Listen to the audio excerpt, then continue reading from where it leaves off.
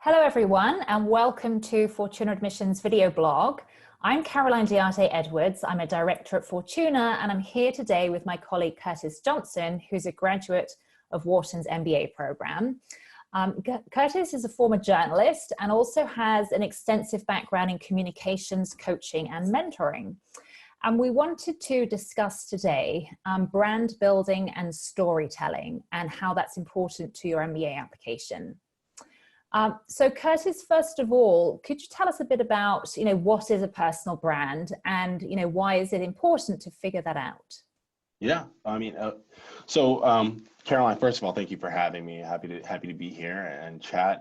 Personal brand is essentially, everyone has one, whether you manage it or not, you have one, and it's basically what you represent, what you stand for, what people think of you when they see that name on paper. They see Caroline's name. What do they associate with that? What do they link with that? What are the traits that they link with that? What strengths come to mind? Frankly, what values come to mind? And that's all of this is super important. And the process of building one isn't always easy. It requires a lot of introspection. It requires a lot of self-reflection. Thankfully, the MBA admissions process is very heavy on that. And so I think if you don't have one at the start of it, you're working with a coach. That's a great opportunity to begin to build that out and flesh it out in a very intentional way. And it permeates through every touch point that you can think of. A lot of times we think of LinkedIn and I think that's the low hanging fruit, but there are perceptions of your brand that need to be managed through all facets of our life, our in-person interactions, the interactions that we have, not just with colleagues, but with vendors or people that we work with outside of our traditional role. The people that we come in contact with through our school networks and so forth. And so, very important to manage. Certainly there were opportunities that are made because of the strength of a personal brand and others that may be challenged because of a lack of managing it. And so, I think it's a very important skill to learn. And thankfully, again, coaches here are very adept at helping prospective MBAs, flesh that out and develop their own. Great. And so Curtis, if you're working with a candidate who's at the beginning of the process and they haven't really figured this out yet, practically speaking, how do you go about helping someone through that process of figuring out, what is it that they stand for? How do they articulate their personal brand? Yeah, I think the key thread through all of it is authenticity. It's one of the things that I'll encourage before we even get to ideating about anything. I really want to challenge you to tap into your authentic self and what really moves you. The goal here is to take your profile, which consists of a resume and different experiences that you have, your transcript, and take that from words on a page to something that people can actually connect with. And so authenticity is key first and foremost. From there, I think I'm going to ask a series of questions. What motivates you? If money weren't an issue, what types of things would you be doing, with your life, right? Things that can really delve a little bit deeper into who you are as a person. I think that, the more that we can answer and dive a few layers below, in terms of who you are and what makes you tick, the better we'll be able to flesh out what a personal brand is. And then, I think that there's also an element of getting and obtaining feedback as well. So what do people think of you? What do people think of when they think of you, right?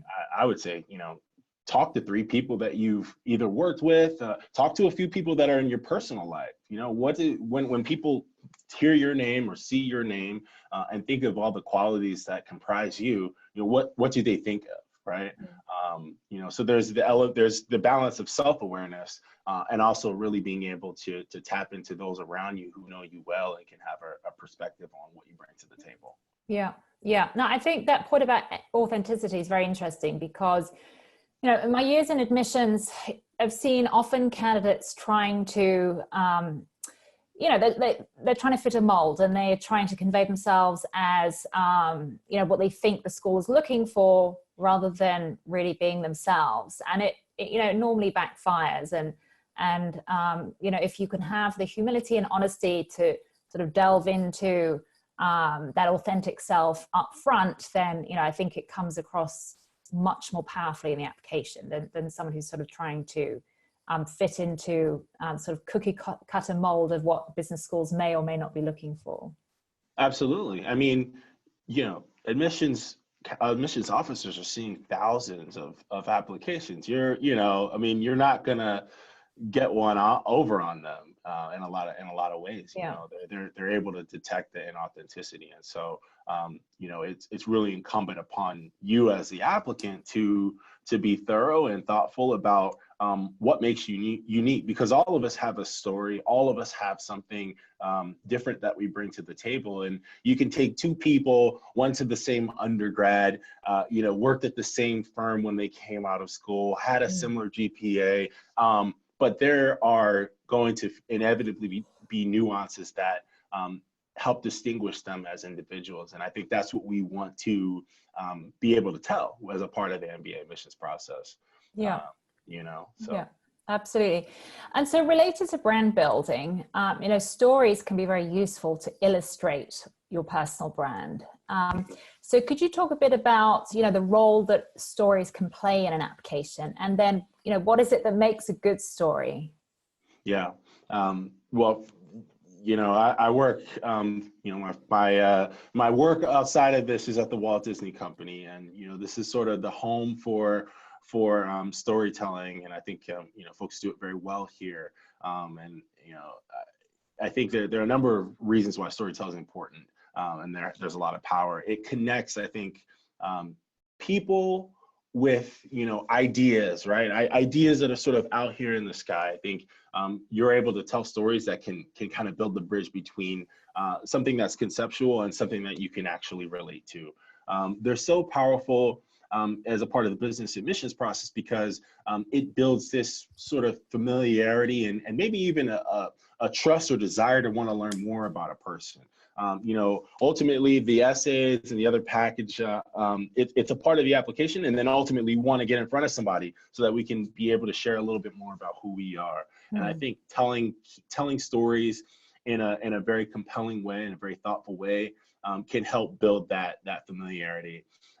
They're very influential for that reason, because they're able to really build trust. And I think that in this process, it conveys so much additional context that we just can't see from a resume. It's the background on not just where you worked and where you went to school, but what is your, what kind of family did you grow up in? Where did you grow up?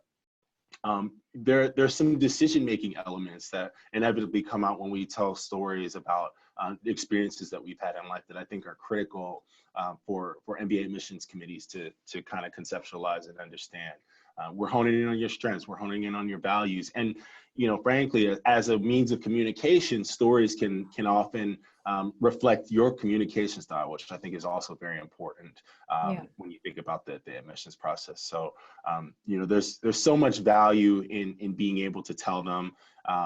I think, aside from being authentic, I think those that really hit on some of those things that I mentioned, able to, I think in particular, reflect your values, reflect your decision-making, reflect some of the strengths, and there'll be ones that you want to tell more overtly, and others that you want to just come out and through the course of your story. That I think if you're able to weave all of those things into it, that's the element of a good story, and it's the element of a good application. Yeah.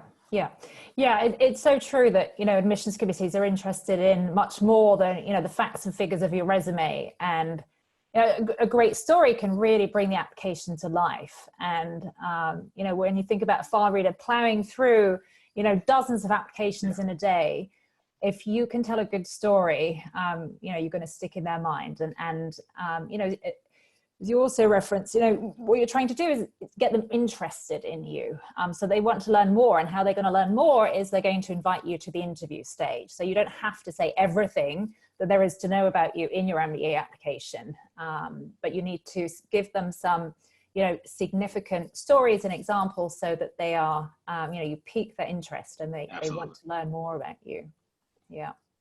Absolutely. Thank you so much for sharing those insights, Curtis. Great to chat with you about that. And thank you to our audience. If you would like to learn more about Fortuna and chat with us about your MBA profile and your applications, please contact us. You can sign up for a free consultation on the Fortuna Admissions website.